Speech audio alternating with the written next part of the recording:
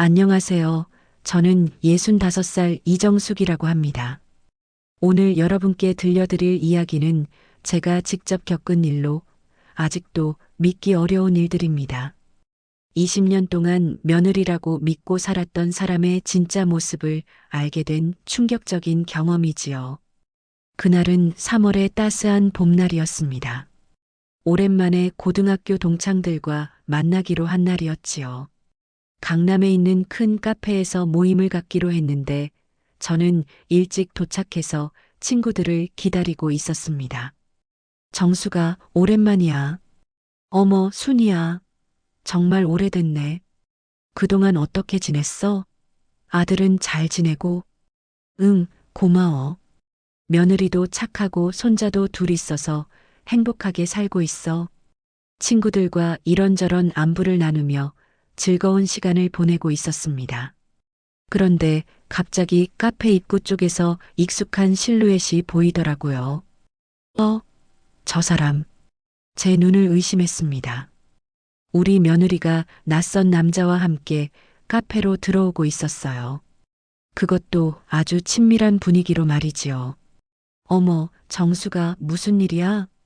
저기, 저 여자가 우리 며느리 같은데. 어디? 아, 정말이네. 근데 옆에 남자는 누구지? 며느리는 그 남자와 함께 구석진 자리로 가더니 앉았습니다. 저를 전혀 눈치채지 못한 것 같았어요. 두 사람은 뭔가 진지하게 대화를 나누고 있었고 가끔 손을 잡기도 하더라고요. 정수가 저 남자 며느리 남편 아니지? 당연히 아니야. 우리 아들이랑은 전혀 다른 사람이야. 제 가슴이 두근거렸습니다. 설마 하는 마음이었지만 뭔가 불길한 예감이 들었어요. 며느리의 표정이 평소와는 달랐거든요. 그렇게 행복해 보이는 모습을 집에서는 본 적이 없었으니까요. 친구들과의 모임은 더 이상 집중할 수 없었습니다. 며느리와 그 남자는 1시간 정도 있다가 사라졌지만 저는 그 충격에서 벗어날 수 없었어요. 집에 돌아가는 길에 바로 아들에게 전화를 걸었습니다. 여보세요, 아들아? 네, 어머니. 무슨 일이세요? 너 지금 어디 있니?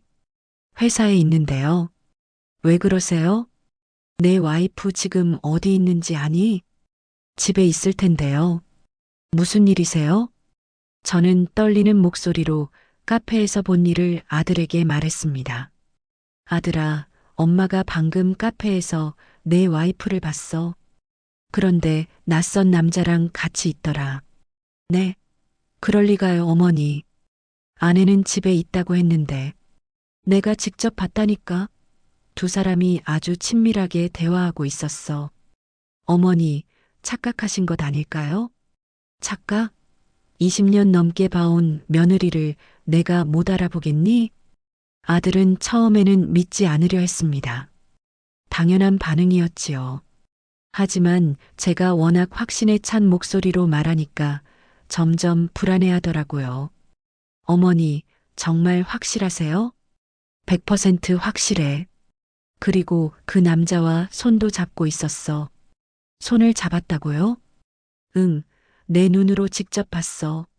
전화를 끊고 나서 저는 혹시 제가 너무 성급하게 판단한 건 아닌가 하는 생각도 들었습니다. 하지만 분명히 본 것이 있었어요. 며느리의 표정, 그 남자와의 친밀한 분위기, 모든 것이 이상했거든요. 그날 저녁 아들이 집에 와서 며느리에게 물어봤다고 하더라고요. 다음 날 저녁 아들이 저에게 전화를 했습니다. 어머니, 어제 말씀하신 그 일로 아내한테 물어봤어요. 그래, 뭐라고 하던? 카페에 간 건 맞대요. 근데 직장 동료랑 업무 얘기하러 간 거라고 하네요. 직장 동료? 업무 얘기를 그렇게 친밀하게 해? 그게 새로 온 팀장이라고 하던데요. 저는 한숨이 나왔습니다. 며느리의 말을 그대로 믿는 아들을 보니 답답했어요. 며칠 후 가족들이 모두 모인 자리에서 며느리와 직접 대화를 나눠봤습니다. 며느리야, 요즘 회사 일이 많이 바쁘니? 네, 어머니. 새로운 프로젝트 때문에 정신없어요. 아, 그래서 카페에서 팀장님과 얘기한 거구나. 네, 그걸 보셨어요. 응, 우연히 친구들하고 있다가 봤어. 며느리의 얼굴이 순간 굳어지는 걸 봤습니다. 하지만 금방 평상시 표정으로 돌아왔어요. 업무 얘기가 길어져서 좀 오래 있었어요. 죄송해요, 어머니. 업무 얘기하면서 손도 잡고, 손요? 아, 그건 서류를 주고받으면서 잠깐. 변명이 너무 뻔뻔했습니다. 저는 그 순간 확신했어요. 이 여자가 거짓말을 하고 있다는 것을 말이지요. 며느리야, 엄마가 본 건 그런 게 아니었어. 어머니, 정말 그냥 직장 동료예요. 다른 의미로 생각하지 마세요. 그럼 그 사람 이름이 뭐니? 이 이름요? 김 부장님이에요. 대답이 머뭇거렸습니다. 분명히 거짓말이었어요. 그리고 그때부터 집안 분위기가 이상해지기 시작했습니다. 며느리와 그 일이 있고 난 후로 아들의 표정이 계속 좋지 않았습니다. 집에서도 말수가 줄어들었고 며느리와의 대화도 예전 같지 않았어요. 그런 분위기를 눈치챈 제 딸이 어느 날 저에게 전화를 했습니다. 엄마, 오빠 요즘 왜 그래요? 만날 때마다 표정이 안 좋아요. 그게 며느리 때문에 좀 복잡한 일이 있어. 무슨 일인데요? 카페에서 다른 남자랑 있는 걸 봤거든. 네, 정말요? 딸에게 카페에서 본 일을 자세히 얘기해 줬습니다. 딸도 놀라더라고요. 엄마, 그럼 언니가 바람 피우는 거예요? 확실하지는 않지만 뭔가 수상해. 오빠는 뭐라고 해요? 직장 동료라고 하는 며느리 말을 믿고 있어. 에이, 그럴 리가요. 오빠도 바보가 아닌데. 며칠 후 딸이 다시 전화를 했습니다. 엄마, 제가 생각해 봤는데요. 뭘? 막내가 정말 오빠 친딸인지 확인해 보는 게 어때요? 갑자기 왜 그런 말을? 아니, 생각해 보세요. 언니가 정말 바람 피우고 있다면 혹시 막내도 딸의 말에 저는 깜짝 놀랐습니다. 그런 생각은 해본 적이 없었거든요. 딸아, 그런 무서운 말 하지 마라. 엄마, 요즘 친자 확인 검사 쉽게 할 수 있어요. 한번 해보자고 오빠한테 말해봐요. 그런 걸 어떻게 해? 확실히 해야 오빠도 마음 편하잖아요. 처음에는 딸의 제안이 너무 극단적이라고 생각했습니다.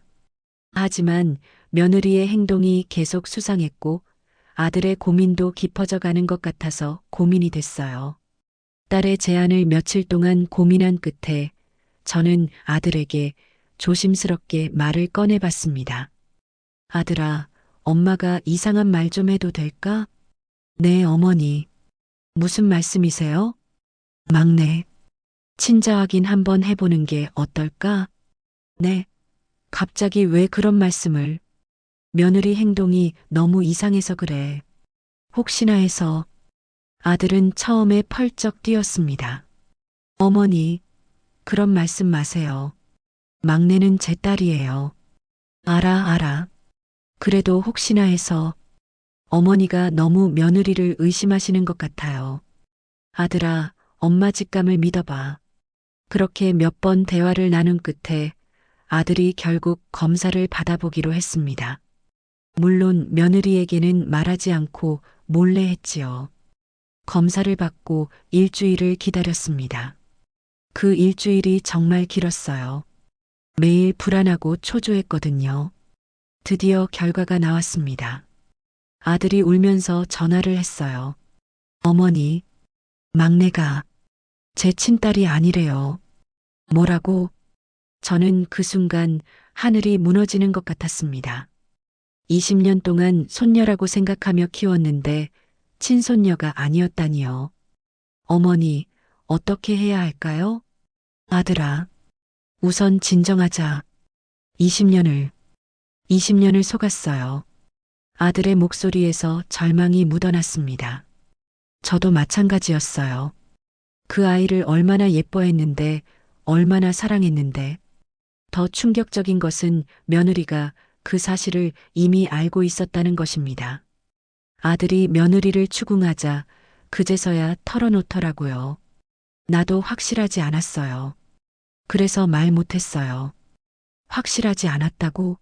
그럼 친자 확인을 왜 안 했어? 무서웠어요. 만약 정말 당신 딸이 아니라면 며느리는 과거에 성폭행을 당한 적이 있다며 그때 임신된 아이일 수도 있다고 했습니다. 기억이 나지 않는다고 하더라고요. 하지만 저는 그 말도 믿을 수 없었습니다. 친자 확인 결과 이후 아들은 완전히 변했습니다. 며느리에 대한 의심이 확신으로 바뀌었고 진실을 알아내기 위해 직접 행동에 나섰어요. 어머니, 저 아내를 좀 지켜봐야겠어요. 무슨 말이니? 정말 직장 동료인지 아니면 다른 관계인지 확인해 보려고요. 아들아, 그렇게까지 할 필요가. 어머니, 20년을 속아 살았어요. 더 이상 속을 수는 없어요. 아들은 탐정을 고용하려고도 했지만 결국 직접 며느리를 미행하기로 했습니다. 며느리가 점심시간에 외출한다는 것을 알았거든요. 일주일 동안 미행한 결과는 충격적이었습니다. 어머니, 사진 찍었어요. 사진? 매일 점심마다 같은 남자와 모텔을 가고 있어요. 아들이 보여준 사진을 보는 순간 저는 바로 알아봤습니다. 이 남자, 카페에서 본 바로 그놈이야. 역시 그랬군요. 아들아, 이제 어쩔 거니? 법적으로 대응해야겠어요. 사진 속의 며느리와 그 남자는 모텔 앞에서 스스럼 없이 들어가고 있었습니다. 여러 장의 사진이 있었고 날짜도 다양했어요. 일회성이 아니라 지속적인 관계였다는 것이 명백했습니다. 어머니, 이 남자가 누군지도 알아냈어요. 누군데? 같은 회사 직원이에요. 기혼자고요. 기혼자가 이런 짓을? 네, 자기도 가정이 있으면서 우리 가정을 파괴한 거예요. 아들의 분노가 절정에 달했습니다. 저도 마찬가지였어요. 며느리에 대한 미안함이나 동정심 같은 것은 완전히 사라졌거든요. 그날부터 아들은 법정 대응을 준비하기 시작했습니다. 아들은 변호사를 선임하고 상간자 소송을 준비했습니다. 증거도 충분했고 승산이 있다고 했어요. 며느리에게 이혼을 요구하자 며느리는 처음에는 극구 부인했습니다. 당신 뭐 하는 거예요? 저 정말 아무것도 안 했어요. 아무것도 안 했다고? 이 사진들을 어떻게 설명할 거야? 이건 억지로 끌려간 거예요. 매일 점심마다 억지로 끌려갔다고? 며느리의 변명은 점점 궁색해졌습니다. 하지만 곧 태도를 바꾸더라고요. 좋아요. 그럼 나도 당신을 고소할 거예요. 나를 스토킹죄로 고소할 거예요. 남편이 아내를 미행하는 것도 불법이에요. 며느리가 오히려 아들을 협박하기 시작했습니다. 소송 취하하면 나도 고소를 취하할게요. 취하? 웃기지 마. 그럼 끝까지 가봐요. 누가 이기는지. 며느리의 뻔뻔함에 저는 정말 화가 났습니다. 자신이 잘못해놓고서는 오히려 피해자인 양 행동하는 모습이 가증스러웠어요. 변호사는 저희에게 유리하다고 했습니다. 상간자 소송은 증거가 명확하면 거의 이기는 소송입니다. 정말요? 네, 특히 사진 증거가 이렇게 많으면 변명의 여지가 없어요. 며느리가 스토킹으로 맞고소한다는데요. 부부간에는 정당한 의심 범위 안에서는 문제 없습니다. 변호사의 말에 조금 안심이 됐습니다. 그래도 법정에 서는 것은 처음이라 떨렸어요. 드디어 재판 날이 왔습니다. 저도 증인으로 법정에 섰어요. 카페에서 목격한 상황을 말씀해 주세요. 제가 친구들과 차를 마시고 있는데 며느리가 남자와 함께 들어왔습니다. 어떤 분위기였나요? 아주 친밀했습니다. 손도 잡고 있었고요. 며느리 측 변호사가 반박했습니다. 그것만으로는 불륜이라고 단정할 수 없습니다. 하지만 모텔 출입 사진도 있잖아요. 판사님이 사진들을 검토했습니다. 여러 날짜의 모텔 출입 장면, 스킨십 장면들. 증거는 명확했어요. 며느리는 법정에서도 끝까지 발뺌했습니다. 강제로 끌려간 거예요. 제가 원한 게 아니에요. 매일 강제로 끌려갔다는 말씀인가요? 그런 건 아니지만 상간자인 그 남자도 법정에 섰습니다. 피고인과는 어떤 관계입니까? 동료 관계입니다. 동료끼리 모텔에 가는 게 일반적인가요? 그 남자도 제대로 대답하지 못했습니다. 자신의 아내도 법정에 와 있었거든요. 그 여자의 표정이 얼마나 참담하던지. 결국 판사님이 판결을 내렸습니다. 증거가 명확하므로 피고들에게 위자료 지급을 명령합니다. 우리가 이겼습니다. 법정에서 이긴 것도 기뻤지만 더 통쾌한 일들이 연달아 벌어졌습니다. 먼저 상간자였던 그 남자의 가정이 완전히 무너졌어요. 그의 아내가 이혼을 요구했고 아이들의 양육권도 모두 아내가 가져갔습니다. 회사에서도 징계를 받아서 좌천됐고요. 어머니, 그 남자 완전히 망했대요. 당연한 일이지. 남의 가정 파괴한 대가야. 자기 가정도 잃고 직장에서도 쫓겨날 뻔했다더라고요. 며느리도 마찬가지였습니다. 재산 분할에서도 저희가 유리했어요. 집도 차도 예금도 모두 아들이 결혼 전부터 모은 것이거나 결혼 후에 아들 혼자 벌어들인 것들이었거든요. 며느리가 가져갈 수 있는 건 거의 없어요. 다행이다. 그런 여자가 뭘 가져가. 위자료도 받았으니 완전히 깨끗하게 정리됐어요.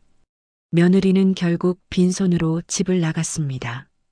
그 모습을 보니 조금은 씁쓸했지만 자업자득이라는 생각이 더 컸어요.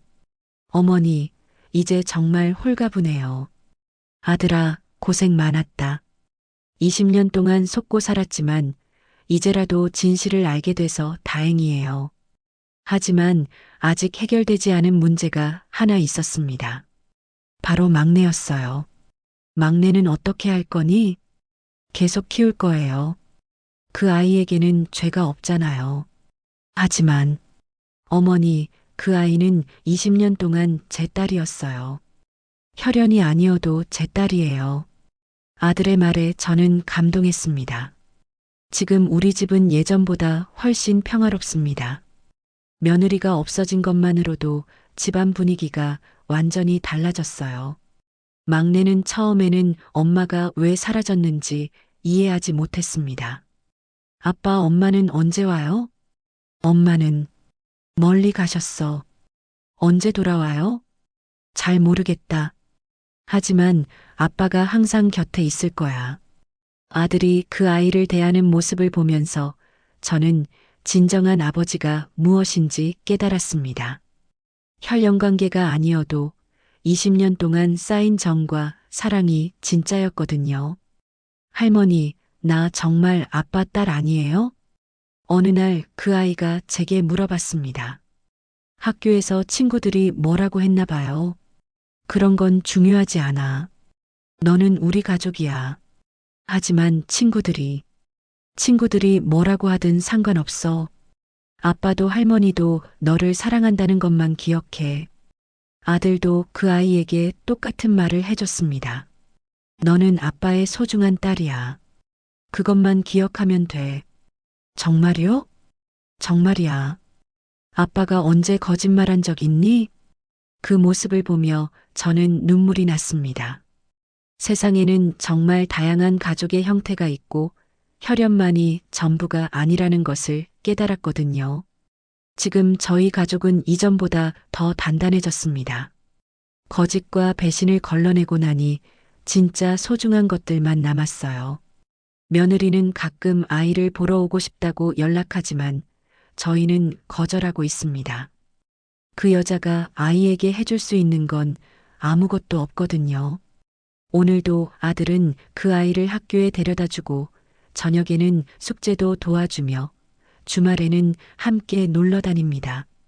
혈연 관계가 아니어도 이보다 더 좋은 아빠는 없을 거예요. 제가 이 일을 겪으면서 깨달은 것은 가족이란 혈연보다는 마음이 더 중요하다는 것입니다. 그리고 잘못된 것은 반드시 바로잡아야 한다는 것이지요. 제 선택이 잘했다고 생각하신다면 좋아요와 구독, 댓글로 응원해 주세요.